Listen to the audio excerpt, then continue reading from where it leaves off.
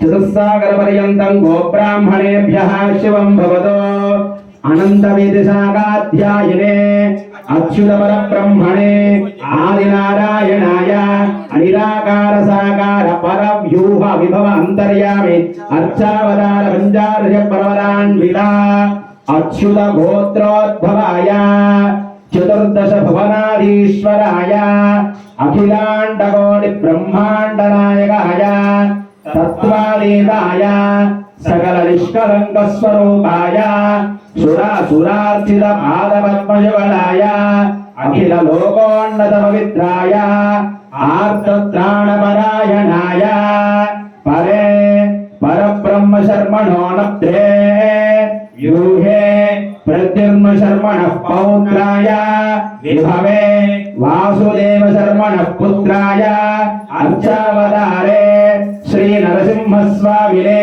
కన్యార్థినే వరాయ. స్వామి గోత్రం అచ్యుత గోత్రం. ఈ గోత్రానికి ఇంకొక స్వామి కూడా ఉంది. ఎవరికండి?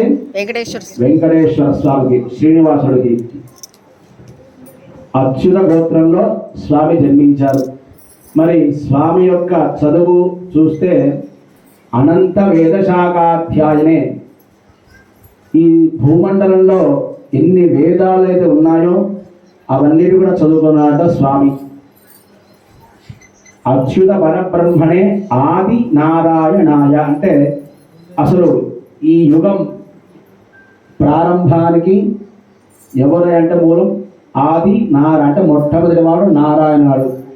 మొదట మనం రాకముందు ఉన్నాడు, మనతో ఉన్నాడు, మనం వెళ్ళిపోయినా తాను ఉంటాడు. అందుకనే ఆది నారాయణాయ, ఆయనకి అంతం అనేది లేదు.